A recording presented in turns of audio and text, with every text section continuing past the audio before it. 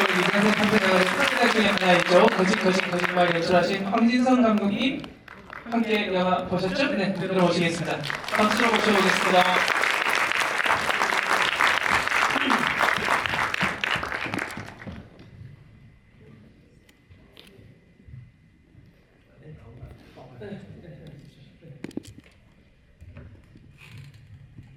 네, 두 분 감독님 인사 말씀 간단하게 부탁드립니다.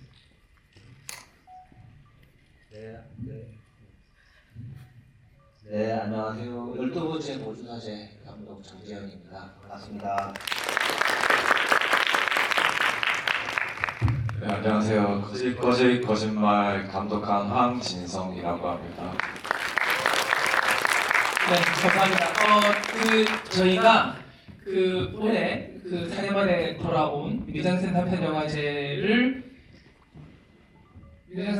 집행부 치림 감독님 이렇게 계십니다. 올해 은혜 감독님은 공동 집행위원장으로 엄태환 감독님이랑 함께 영화제 어떤 부활 그리고 전반적인 운영 책임지시는 역할까지 하셨고, 그리고 올해 이제 수상작 영화들이 있어서 요걸 이제 붙여가지고 집행부 감독님의 이전 단편 그리고 이제 수상작 이렇게 페어로 엮어서 한번 우리가 계획을 해보자 이렇게 하다가 12번째 보조사제는 과연 어떤 영화라고 붙여야 될까 이런 고민을 정말 많이 하긴 했었습니다.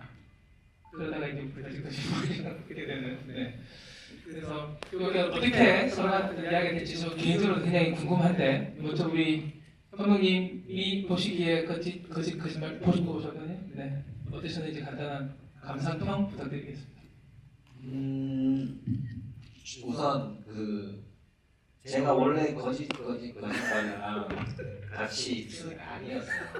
네, 같이 쓰는 게 아니었는데 제가 원래는 포섭이라고 이학주 배우 저 영화에 나왔던 섹션 영화랑 같이 쓰기로 했는데 오 감독님이 감독님이랑 친하다고 꼭 같이 해야 된다 그래서 저희 둘이가 약간 낙동강 노래하면서 낙동강 아닙니다.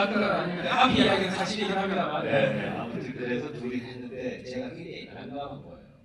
네,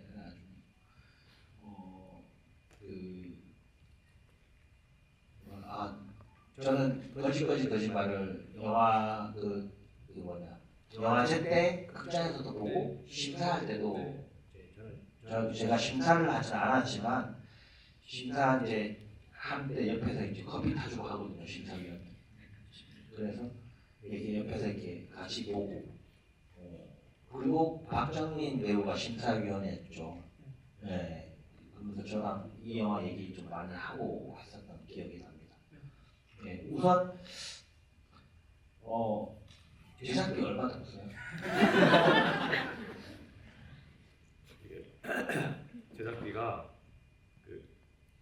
제작비가 배우들한테 미안한데 페이를 안 주고 찍었어가지고 다 따지고 보면 한 5만 원 정도 들었던 것 같습니다. 휴대폰 가격은 포함해야 되지 않아요? 네. 아이폰 가격은 포함하셔야 돼요. 아이폰 가격을 포함하면 갑자기 그거 100배 넘게 제작비 올라가긴 하는데, 네. 네, 그래서 좀 열받더라고요. 저는 돈 진짜 많이 썼고 막 그런데 뭐 같은 최우수상 받았는데 누구는 5만 원에 누구는 진짜 개고생하고 돈도 많이 쓰고 했는데 상 먹고 해서 좀 억울하다. 네, 그런 느낌이 있었고, 그리고 어떻게 보면 거짓말을 보면서 좀 약간 저도 초심으로 돌아가는 그런 느낌이었어요.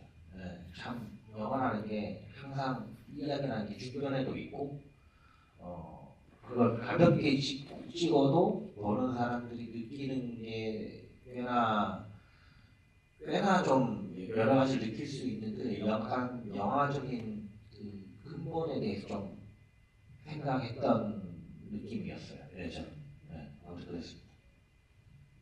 네, 사실 이제 심사하실 때도 그랬고 이제 예심 과정에서도 그렇고 거짓말을 좋게 보시는 감독님들도 되게 많으셨어요. 그래서 일단 진정성이라든지 아니면 어떤 독립과 정신이라든지 어떤 그런 부분들에 대한 칭찬을 많이 좋게 보시는 분들이 좀 있어요. 그래서 그 부분들을 감독님이 조금 설명을 해주시면 될 것 같아요. 처음에 작업 어떻게 시작하시게 되셨는지, 그리고 이제 영화에도 밝혀주긴 하지만 이제 아이폰으로 촬영을 하시고, 저희가 영화제 때 저희가 지휘하면서 마지막에 여자 주인공 점프하는 거 어떻게 찍었냐고 제가 아이폰에 무슨 기능으로 찍었냐고 제가 물어봤으니까 기억도 나는데, 좀 이렇게 답에 대해서 소개를 해주시면 될 것 같아요. 네, 우선 저는 그 단편을 한 세 번째 작품이었던 것 같아요, 이번 작품이. 그런데 제가 단편을 찍으면서 항상 생각해 왔던 게 내 돈 쓰지 말자, 그 생각이 있었거든요.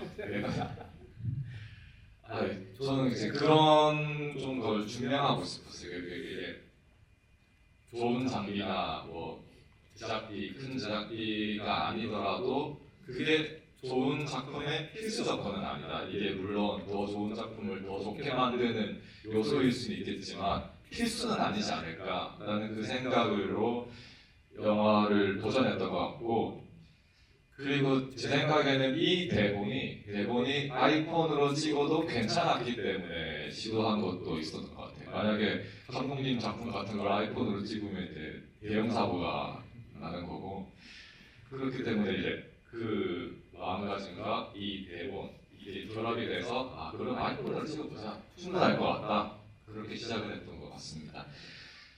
그리고 마지막 장면 같은 경우에는 이제 지선이가 날아가는 장면이 나오는데, 그 장면 또한 아이폰의 그 3D 캡처 기능으로 활용을 해서 아이폰으로 지금 만든 작품 그 장면이고요. 아이폰 프로만 됩니다. 일반은 안 되고 프로만 됩니다.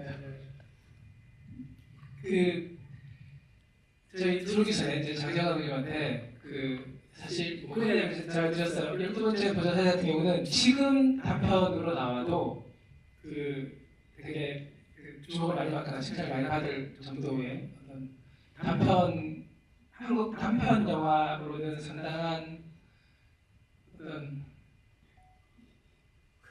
그렇죠? 네, 압도적인. 네. 그래서 사실 이제 이렇게 만들어 오면 바로 이렇게 스카우트 되는구나, 약간 이런 느낌을 주는 굉장히 좋은 어떤 하나의 롤 모델이 되는 단편으로 볼 수 있지 않을까요? 그래서 그 감독님이 감독의 욕망을, 감독의 어떤 이글거리는 욕망을 바로 느낄 수 있는 단편이다, 그렇게 이야기를 하시긴 하셨는데, 한 10년 전 정도로 돌아가 봐서 이 12번째 도전사제가 감독님에게 되게 사실 굉장히 중요한 어떤 하나의 지표가 되는 영화잖아요. 그때 기억을 한번 되살려 보시면 어떻게 받으셨는지 좀 소개해 주시면 좋을 것 같아요. 그리고 검은 사제들이 10주년입니다 지금. 그래서 요번 주, 저번 주가, 그래서 지금 딱 10년 정도 전 이야기로 돌아가 보면 좋을 것 같아요.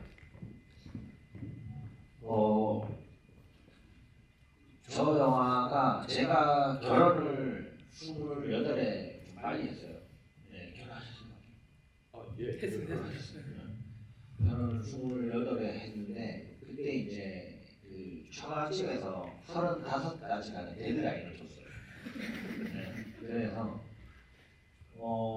32셋쯤 되니까 이제 위기감이 몰려오더라고요. 그래서 뭔가 해야 되겠다라고 생각을 해서 내가 그냥 만들고 싶은 영화를 만들지 말고 내가 제일 많이 봤던 영화를 그냥 내가 보고 싶은 걸 만들자라는 개념을 알게 됐어요. 그러니까 내가 만들고 싶은 것보다 내가 극장에 나오면 당장 볼 것 같은 그런 영화를 만들어 보자라고 고민하다가, 제가 그 당시 때 제일 많이 봤던 영화들이 약간 저런 류의 엑소시스트 류의 영화들이었고, 그래서 미친 듯이 한 1, 2년 정도 공부를 하면서 이제 막 강편 트리트먼트가 이렇게 만들어지고, 졸업 워크샵으로 저 작품을 찍게 됐는데, 그때가 이제 34이었고, 그래서 아슬아슬하게 35에 그렇게 된 저한테 있어서는 좀 되게 고마운 작품이죠. 네. 일종의 테스트로 만든 단편.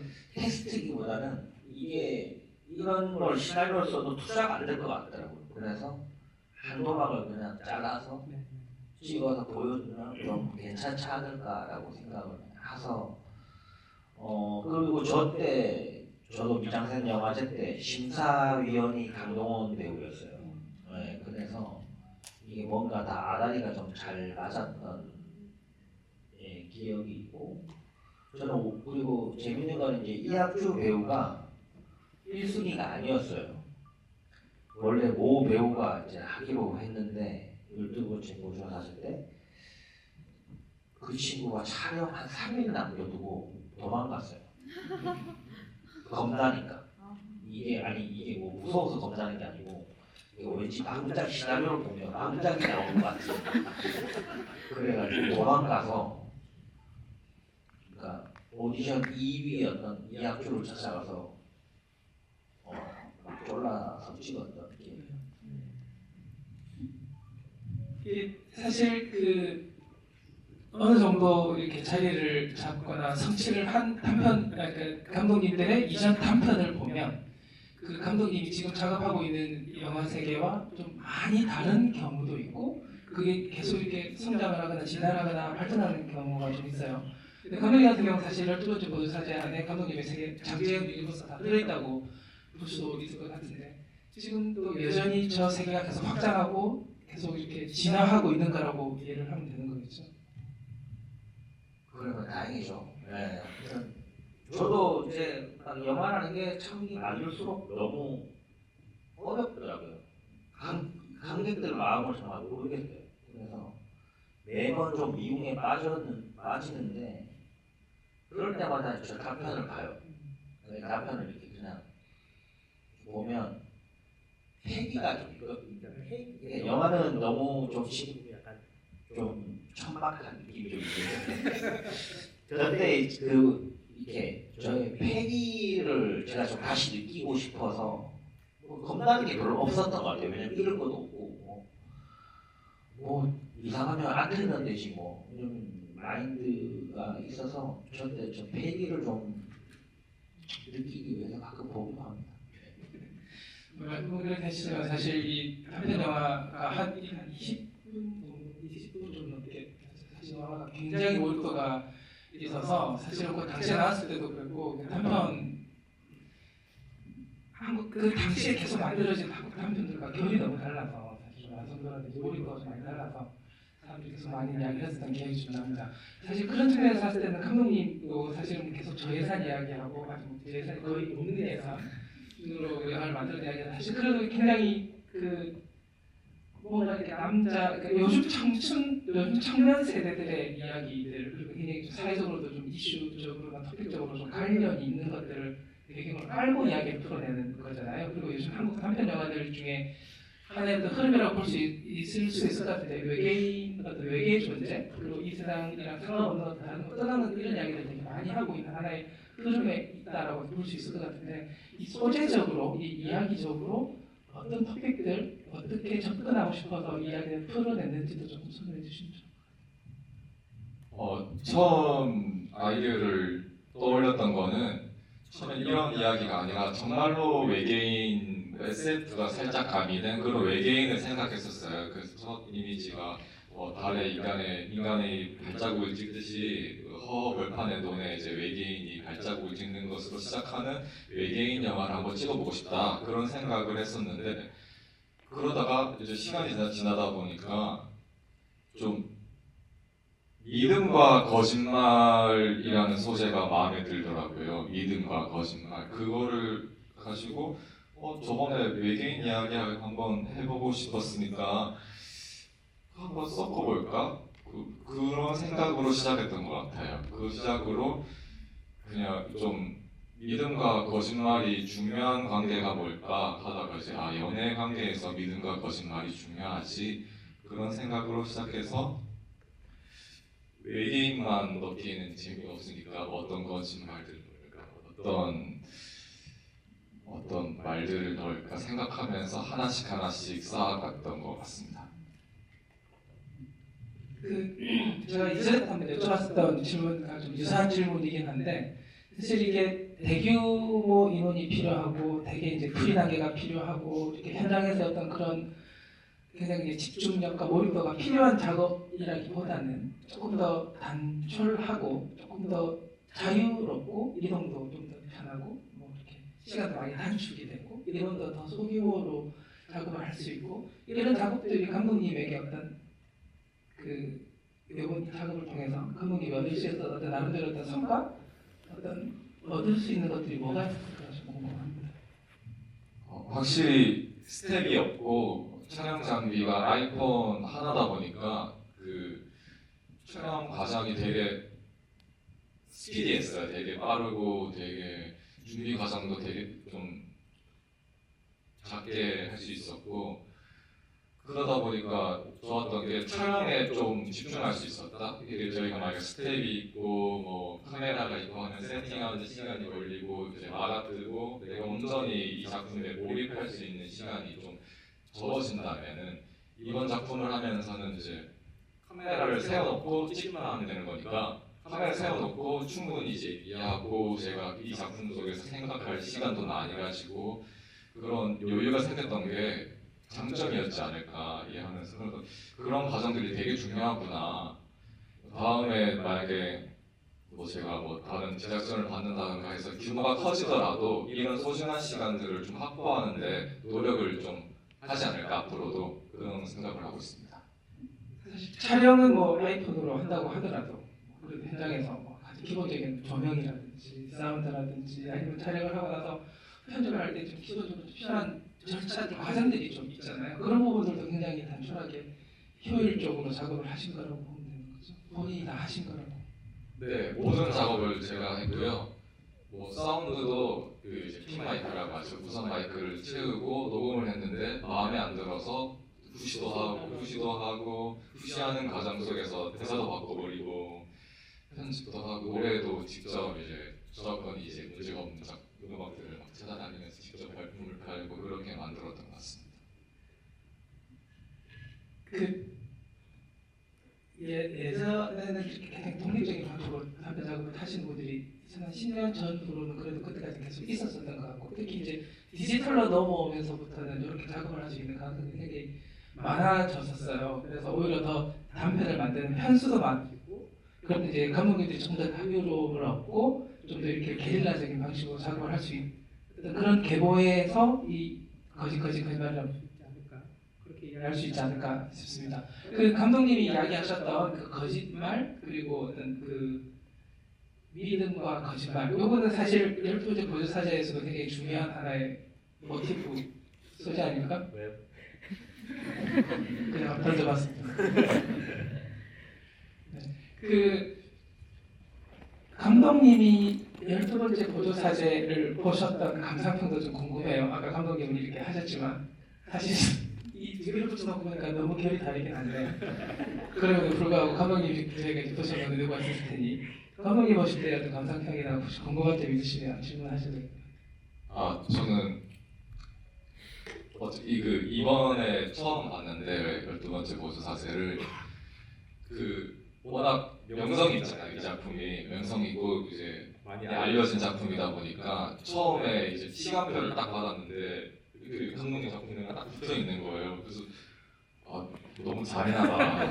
되게 무자비한 곳이구나, 무서운 곳이구나 그런 생각이 들고 약간 반반이었던 것 같아요. 보면서 조금만 재밌어라. 내 거보다 너무 재밌으면은 비교되니까 제발 조금만 재밌어라 하고 왔는데 저도 모르게 압도되는 거예요. 네, 그래서 큰일 났다. 내 작품 뒤에 소중한 내 작품 어떻게 하나 그런 생각으로 보면서 좀 질투가 났던 것 같습니다. 어쨌든 단편을 만드셨을 때는 뭐 그때는 데뷔 입봉 전이시니까 어쩌보면은 과거에 그때랑 저랑 이제 대결을 한다는 느낌을 받는데 질투가 좀 나더라고요. 나도 저렇게 멋진 작품 한번 만들고 싶은데 그런 생각을 했던 것 같습니다. 사회생활을 이렇게 잘하세요?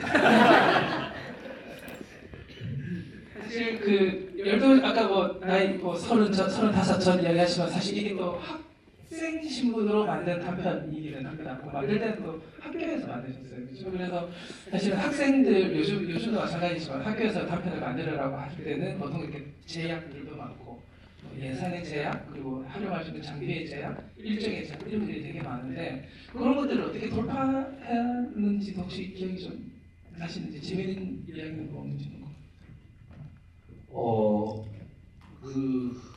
그냥 저는 막 그 제작 지원 같은 거 있잖아요. 도민영화 제작 지원 한 번도 된 적이 없어요. 그래서 정말 생돈 저 당시 때 제가 1,200만 원 정도 썼던 것 같거든요.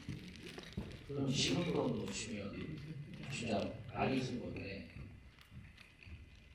근데 지인들이 좀 많이 좀 투자해 줬었고 한 몇십만 원씩 이렇게 좀 했었고 아르바이트해서 모아온 돈이나 그렇게 해서 썼었는데 이제 좀 특이한 거는 저 당시 때 세트를 단편 때 짓는 게 드물었어요. 세트를 짓는 게. 그래서 이제 세트를 지어서 이제 찍는데 세트 지어주던 미술 감독님이 도망갔어요 또. 그래서 골격만 남겨놓고 도망간 거야. 그래가지고 그거를 그냥 저희들이 다 그냥 사서 메꾸고 재활용 센터 가서 가지고 오고 그렇게 했었던 것 같습니다. 네, 그 모든 고생들이 다 보답하지 않았을까 싶습니다. 저희 혹시 뭐 원래 계획은 없긴 한데 혹시 관객분들 중에 뭐 두 분 감독님이나 뭐 다른 관련해서 질문이 있으시면 저희가 한 몇 개 정도는 받아볼 수 있을 것 같습니다. 혹시 질문 있으신 분 있으면 편하게 질문해 주시면 됩니다. 정재영 감독님도 괜찮고 뭐 우리 황진성 감독님도 괜찮고요. 혹시나 뭐 질문이나 코멘트 있으시면 좀 받아보도록 하겠습니다. 질문 있으실까요 혹시? 네. 네, 여기 먼저 드릴게요. 여기 좀 부탁드리겠습니다.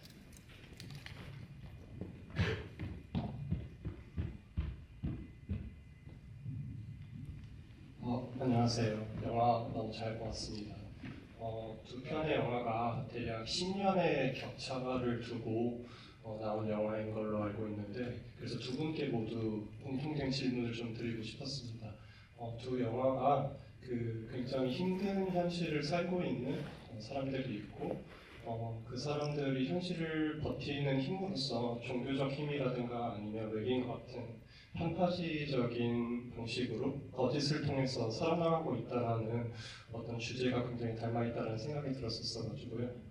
이를 드러내는 데 있어서 공간을 선택하시는데 어떤 기준이나 연출의 방향이 좀 궁금했었습니다. 왜냐하면 검은 사제들의 경우에는 12번째 버주 사제도 마찬가지지만 약간 홍대나 명동 같은 거리였었고 거짓말을 사는 용산 풍경이 좀 보였었는데요. 공간을 선택하신 기준이나 그걸 이제 어떻게 보여주실 것인지에 대한 좀 생각이 궁금했습니다.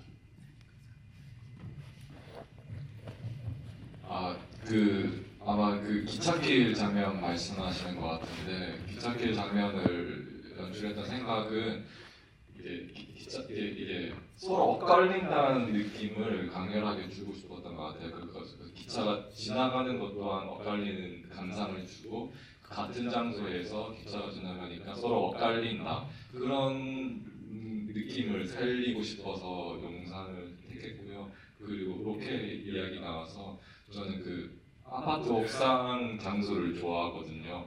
거기는 이제 촬영을 하기 전부터 예전에 한번 우연히 갔다가 서로 옥상이 서로 마주볼 수 있는 게 거리감이 이렇게 있고 옥상 마주보는 게 느낌이 되게 좋더라고요. 그래서 다음에 한번 여기 공간을 써먹어야지 생각하다가 대본을 쓰면서 이미 그 장소를 생각하고 이렇게 만들었던 것 같습니다.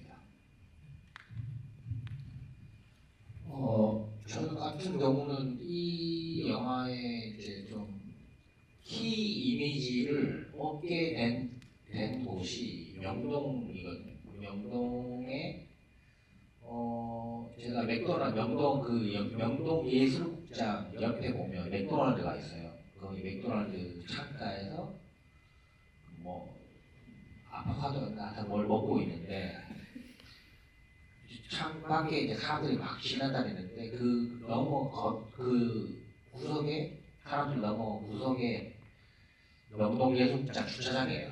그때 길에서 담배를 펴도 좀 뭐라 안 하던 시절인데 어떤 사람이 검은 옷을 입고 담배를 피더라고. 그러다 갑자기 딱 돌아서는데 신부복을 입고 있는 거예요. 사람 앞에 막 사람들은 지나다니고 하는데 근데 되게 초조한 표정으로 담배를 피우고 계시더라고. 그냥 근데 그게 되게 뭔가 저 사람이 세상을 구할 것 같은 느낌이 이상하게 들었던 이제 그 이미지로 그거가 이제 영화의 키워드였었던 것 같아요. 키 이미지였던 것 같아요. 그래서 그 12번째 보조 사진은 저 때는 이제 돈이 없으니까 명동에서 찍기가 좀 힘들어요. 그래서 제가 집이 저때 도남동이어서 성신여대 그 골목에서 맨날 담배 피던 골목에서 찍어요. 네. 와, 네. 그 이야기 저도 놀랐습니다. 그 사실 그 명동 그 예술장고 골목 주변에서 사람들이 담배를 많이 피고 네. 신부님이나 수녀님들 되게 많이 다니시고 어쨌든 명동수당 때문에 그죠? 그렇게 많이 다니시긴 하는데 거기서 처음에 영감을 받으셨다는 저 처음 들어보는 얘기네요. 네. 그다음 또 혹시 질문 있으시면 맨 뒤에 갔다가 바로 다음 드릴게요. 죄송해요. 맨 뒤에 한번 부탁드리겠습니다.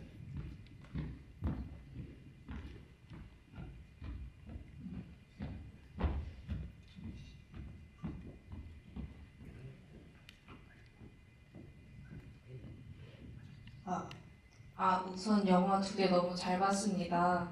저는 장재현 감독님한테 여쭤보고 싶은 게 있는데, 저 12번째 보조사제를 만들고 찍을 당시에 이미 구마에 대한 어떤 자세한 설정, 종교적인 그런 세계관이 이미 확실하게 잡혀 있는 상태로 만드셨던 건지 아니면 표면적으로 조사만 하고 이제 나중에 검은 사제로 이제 됐다 했을 때 자세하게 그런 세계관을 만들어 가셨던 건지 그냥 궁금했습니다. 네, 사실 저는 교회를 그 모태신앙이어서 교회를 이제 매주 나가던 시절이었고 매주 나가고 그냥 약간 어렸을 때부터 저런 류의 소설이라든가 그래서 교회에서 설교 시간에 지루하면 맨날 요한계시록만 보고 약간 그런 막 비서 이런 거를 되게 좋아하고 그래서 저런 문화에 좀 많이 좀 노출돼 있었어요. 저 같은 경우. 그래서 그 12번째 보좌사제 때 굳이 말하면 이거를 공부를 한 1년 좀 덜 되게 본격적으로 공부를 했던 것 같고 저걸 찍고 이제 어떻게 보면 장면을 준비하면서도 한 그거만큼 공부 본격적으로 사람을 만나면서 취재를 했던 것 같아요. 그 전에는 좀 책 아니면 어디서 그 외국 문서를 구글 번역 돌려가지고 보고 약간 그렇게 공부를 했었던 것 같고 검은 사제 때는 그냥 사람들 위주로 신부들 위주로 만나서 좀 현실적인 취재를 많이 했는데 근데 이 취재라는 게 90%는 헛발질이에요. 10% 때문에 얻는 게 있는 것 같아요. 그렇게 해서 한 반반 정도 했던 것 같아요. 네. 합쳐서 한 2년 반 이렇게 공부를 했잖아요. 네, 여기. 장재현 감독님께 질문이 있는데요. 감독님은 캐릭터 만드실 때 이 배역은 어느 배우가 했으면 좋겠다라고 혹시 생각하시면서 만드신지 그리고 그 캐스팅 하실 때 그렇게 캐스팅이 됐는데 그게 중간에 배우가 도망가거나 조건이 안 맞아서 무산되신 적이 좀 있으신지 좀 궁금합니다. 사바 같은 경우도 마지막에 삭발 조건 그것 연기 최종 후보가 3명이었는데 삭발하는 거 받아들인 배우가 이재인 배우밖에 없었다는 걸로 해서 본 것 같아가지고 그리고 그 보조사제에서 도망가신 분은 아직 배우를 하고 계신지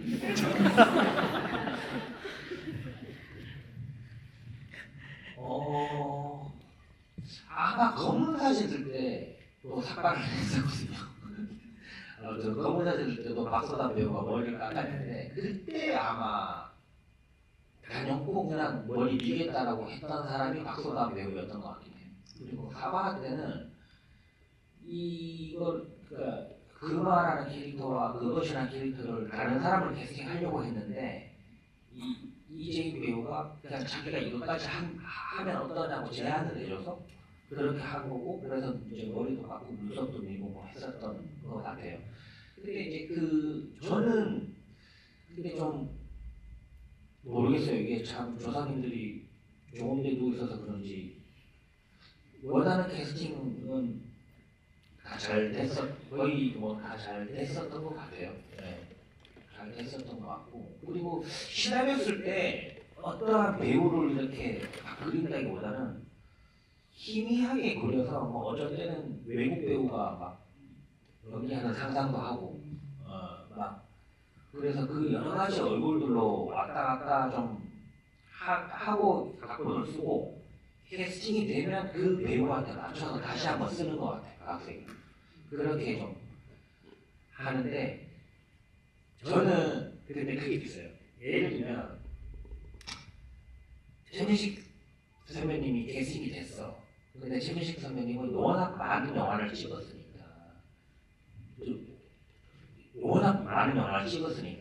새로운 게 뭐 어떤 거를 도전을 막 그렇게 하는 건 무모한 거거든요. 그냥 제일 잘하는 배우들이 그냥 제일 잘하는 것만 좀 골라먹겠다는 심보로 접근하는 것 같아요. 예. 아무튼 그리고 그 12번째 보조사 때 도망갔던 친구는 꽤 유명한 친구가 됐습니다. 예. 지금 활동을 네, 하고 있어요. 네. 네, 유명한 배우라고 아시는 분들 나에게 좀 알려주세요. 좀 궁금하네요. 네. 그 배우랑 작업한 이야기를 지금 질문을 하셨으니 우리 그래도 거짓말도 배우님 두 분 연기 잘 하셨잖아요. 제가 알기로는 지인으로 알고 있습니다. 그죠? 어떻게 같이 작업하셨는지 좀 소개해 주십시오. 배우죠, 배우. 네. 먼저 이번 영화 보러 와서 한번 소개를 같이 시켜드리도록 오셨어요? 하겠습니다. 네. 저기 가운데 한번 일어나 볼까요? 네, 저기 주인공.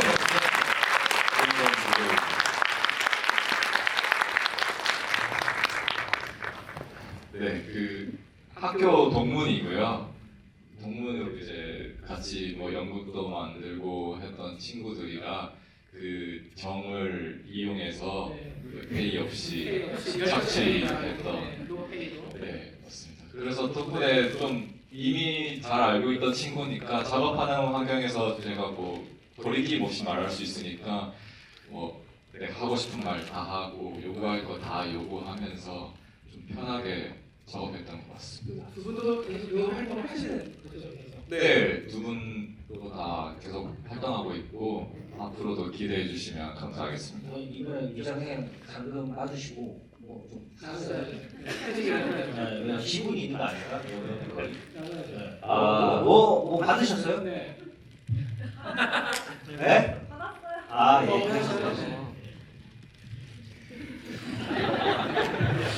정답 깔끔하게. 네. 혹시 질문 있으면 하나 정도 더 받을 수 있을 것 같습니다. 네, 거기 딱 가운데 저기 뒤에 계신.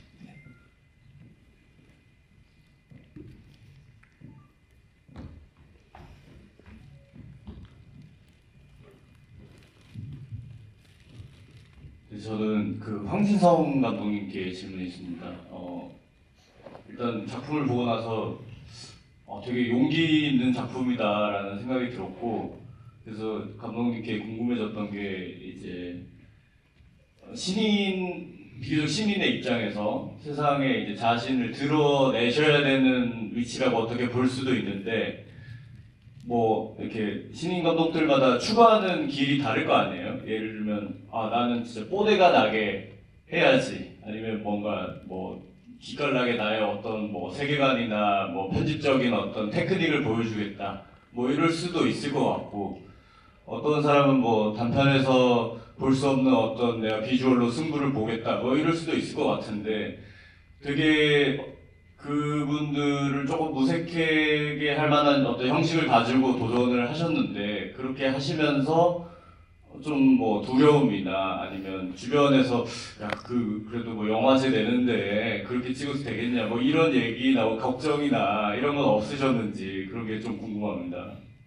장재현 감독의 반대의 길로 가서 되겠느냐 이런 질문인 거잖아요. 약간 그런 느낌이 들더라고요. 예. 우선 이 작품을 찍으면서 제가 영화를 찍으면서 생각했던 목표가 일단 내가 하고 싶은 글을 먼저 해보자 하면서 동시에 그래도 재미는 있어야 된다. 영화적 재미가 저는 좀 필요하다고 생각해요. 좀 이게 재미만큼은 꼭 있어야 된다. 라는 생각에 그냥 괜히 좀 느리면 안 될 것 같고 좀 빨라야 될 것 같고 좀 관객이 몰입했으면 좋겠고 이러다 보니까 원래 보통 단편 뭐 많은 단편이 뭐 똑같지 않지만 그래도 그 단편만의 매력이라고 하면은 좀 이게 뭐라고 서사? 그런 요소들이 있는데 저는 그것보다 재미를 좀 더 살려보자 그 생각에 아이폰으로 찍지만 그래도 좀 효과들을 넣고 좀 다양하게 좀 재미를 느낄 요소를 계속 연구하고 생각하고 그렇게 했었던 것 같아요. 그래서 저는 앞으로도 그 두 가지를 내가 하고 싶은 이야기 그리고 재미 이 두 가지를 생각하면서 만들지 않을까 생각하고 있습니다.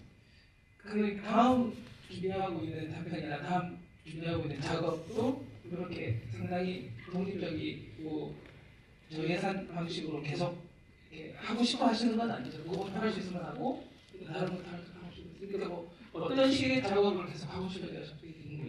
그 다음 작품 지금 아이디어가 있어가지고 대본을 쓰기 시작했는데 다음 작품은 좀 더 스펙타클하진 않지만 그래도 규모가 조금 있는 그런 글도 제가 그렇다고 막 무조건 저예산이어야만 해 그런 입장은 아니어서 단지 저예산이어도 좋은 영화는 만들어질 수 있다 이기 때문에 다음 작품은 예산에 좀 규제받지 않고 좀 스펙타클이 있는 글을 좀 써보고 싶어서 하고 생각 중입니다. 구상 중이고. 네, 좋습니다. 우리 은혜 감독님 뭐 그런 이야기 한번 해주시고. 네, 여러분 독감 조심하시고. 요즘에 그 입장생 영화제가 이제 내년에는 6월로 다시 돌아와서 이제 매해 6월로 될 것 같은데 또 되게 재밌는 단편들을 여기 영화과 분들이 있으면 빨리 만들어서 재밌게 만들어서 좀 내주시고 또 많은 입장생 영화제에 관심 많이 가져주시고 신인 크리에이터들도 좀 많이 응원해 주시고 그리고 제 사회작도 응원해 줍니다. 네, 장재 감독님 바쁘십니다. 네. 그래도 영화제도 엄청 열심히 하셨어요, 그죠? 수고 많으셨어요. 저희 말씀하셨지만 내년 1월이나 그럴 때 바로 공부 시작할 예정이니까 주변에 소문 좀 내주시고 감독님도 마무리 인사 한번 해주시고 자리를 마무리하도록 하겠습니다. 네, 그 보셨다시피 돈이 안 들어간 영화입니다. 이런 영화도 미장센에서 수상할 수 있다는 메시지가 전달이 됐으면 좋겠고 이거 보면서 나도 영화 찍겠는데? 그런 마음가짐으로 이제 재능 있는 영화인들이 이제 동료들이 도전해 줬으면 좋겠다는 생각으로 인사 올리겠습니다. 감사합니다.